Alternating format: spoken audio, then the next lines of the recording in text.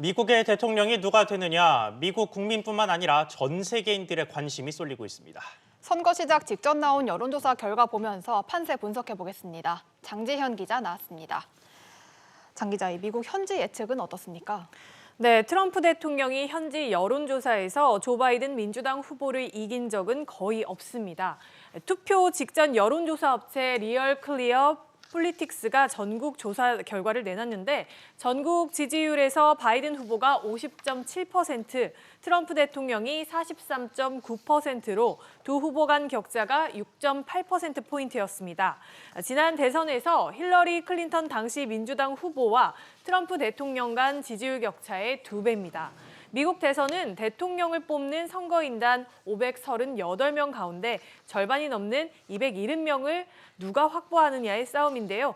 대부분 바이든 후보가 과반을 가져갈 것이라며 승리를 점쳤습니다. 네, 그런데 4년 전에도 같은 전망들이 전문가로부터 많이 나왔지만 트럼프 대통령이 역전을 했었죠. 그 기억이 계속해서 발목을 잡고 있는데 당시에 중요했던 경합주의 판세는 어떻습니까?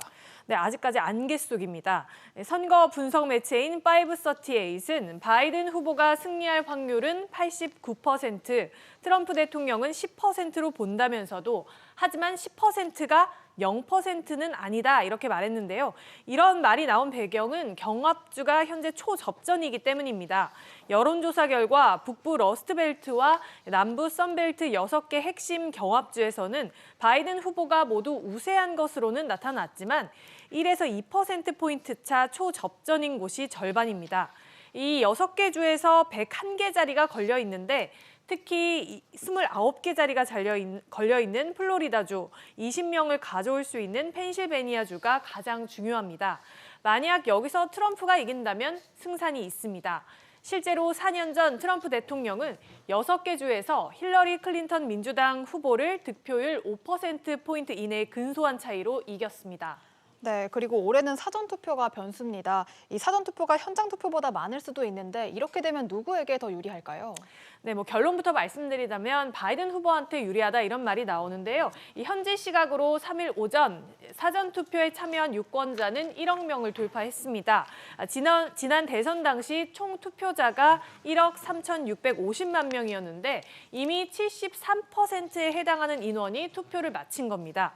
이 가운데 우편 투표가 6,500만 명에 육박하는데 이 우편 투표 유권자 가운데 민주당 지지자가 공화당 지지자보다 2배 가까이 많아서 바이든 후보가 유리하다는 분석이 나옵니다.